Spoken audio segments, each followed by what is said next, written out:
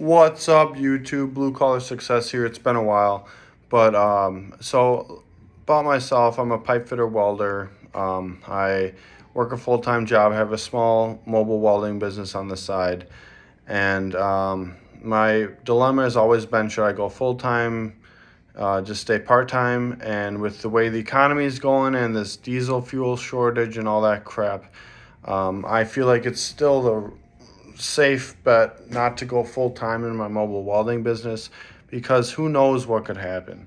And it's always going to be who knows what can happen, no matter if the economy is great, whatever. It's all about how you run a business. But some of the issues I've been seeing recently could seriously put me out of business. I mean, if there is a diesel fuel shortage, as many of you know, I drive a Duramax 2015 Chevy 1-ton Duramax, and that would be detrimental. I wouldn't be able to get to work. I mean, at that point, the whole economy collapses, the whole society collapses because everything runs on diesel in order to get products, places, and so on.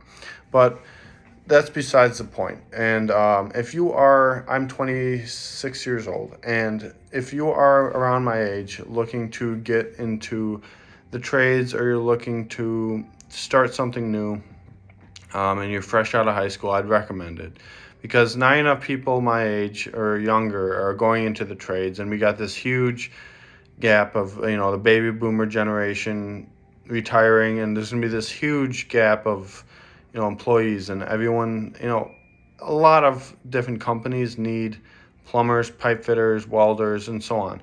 And if you're just a welder, now, that doesn't pay very good, and it's sad, but it's true. I mean, unless you're a fully certified, top-of-the-line welder, you're going to make okay money. But, a skill like being in a pipe fitters union or a steam fitter, whatever, they make more money because they don't just do welding. They do soldering, brazing, threaded pipe.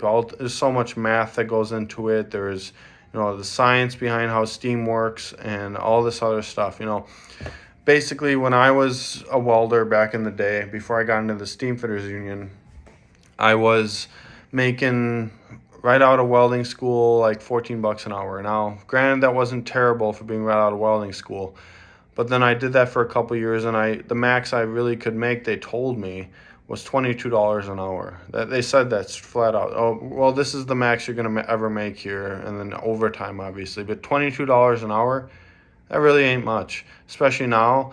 I mean, maybe they upped their rates to $25 an hour. Especially now, though, that ain't nothing.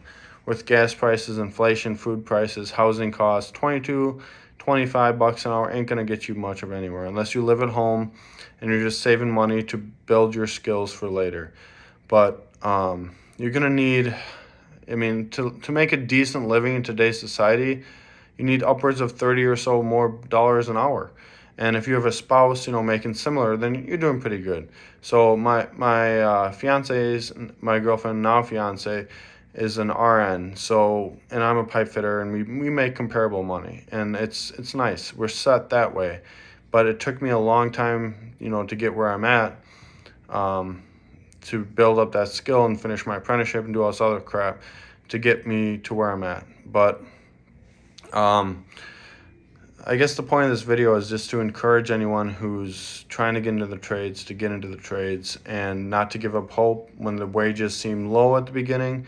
But especially if you do an apprenticeship with like the pipe fitters, plumbers, union electricians, iron workers, whatever, you're going to be making more money right off the gate, and you're going to be building up to that income as a journeyman. And journeyman scale in my area is like 50, I don't know, $6 an hour or something, that's very good money.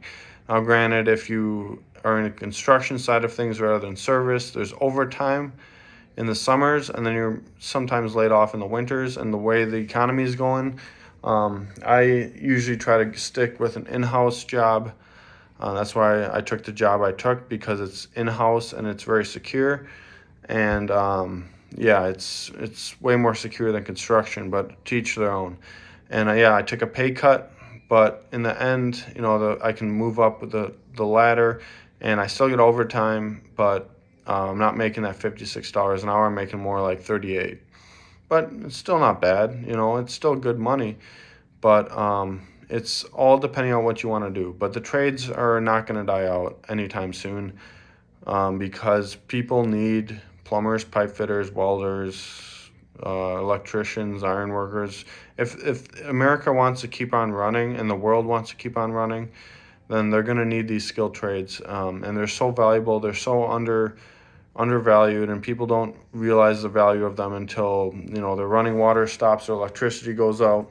The people need to understand that, you got to have some respect for the blue collar worker, because so many people just look at me, I'm all dirty from work, and there's like, you're just a blue collar worker, some dumb pipe fitter. And they don't even know what I do. They just see me, I'm a construction worker or whatever. There's like, they kind of like look down on you. It's kind of pathetic, but they don't realize how much skill and effort that goes into it. It's a lot of work, and it's hard on the body, yes, but the pay is good and you can make a good living for yourself. Thank you for watching.